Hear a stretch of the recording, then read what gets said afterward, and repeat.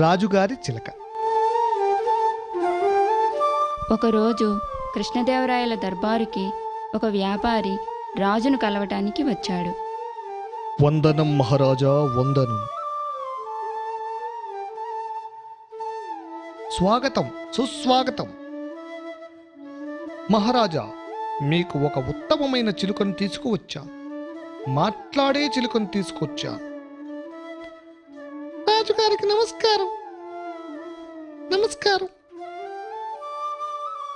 కృతజ్ఞతలు వ్యాపారి. ఇది నా ప్రియమైన చిలుక. జాగ్రత్తగా చూడు.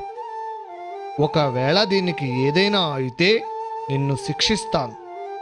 రాజా, బాగా చూస్తాను అని మాట ఇస్తున్నాను.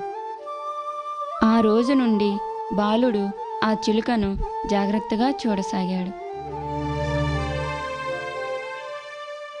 అయినా ఆ చిలుక అనుకోకుండా మరణించింది. భగవంతుడా, నన్ను క్షమించు, నన్ను రక్షించు. బాలుడు బాగా ఏడుస్తున్నాడు. అదే సమయంలో తెనాలి అక్కడికి వచ్చాడు. బాబు, ఏమైంది? ఎందుకు ఏడుస్తున్నావు? ఏం జరిగింది? నాతో చెప్పు. ఈ చిలుకను నేను బాగానే చూశాను, అయినా ఇది మరణించింది. ఏమైందో తెలియదు తెనాలి. నాకు దయచేసి సహాయం చేయవా? అవునా? అయితే ఒక మాట చెబుతున్నాను, అలా చెయ్యి. అప్పుడు చూడు ఏం జరుగుతుందో. బాలుడి చెవిలో తెనాలి ఏదో చెప్పాడు. మరుసటి రోజు రాజదర్బార్లో కృష్ణదేవరాయలు ఆ బాలుడితో, నా చిలుక ఎలా ఉంది? మహారాజా, అది చాలా బాగుంది. అయినా ఏం మాట్లాడడం లేదు, ఏం తినడం లేదు. రాజు ఇది విని చాలా ఆశ్చర్యపోయాడు.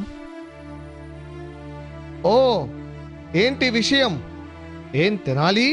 ఓ, ఏంటి విషయం? ఏం తినాలి? చిలుకకు ఏమైంది?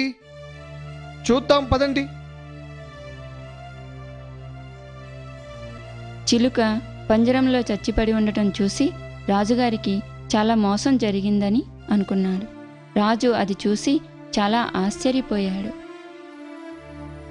ఈ చిలుక చచ్చిపోయింది. నన్ను క్షమించు మహారాజా. నేను మీ సూచనల ప్రకారమే నడుచుకున్నాను. నేను మీరు చెప్పినట్లే చేశాను.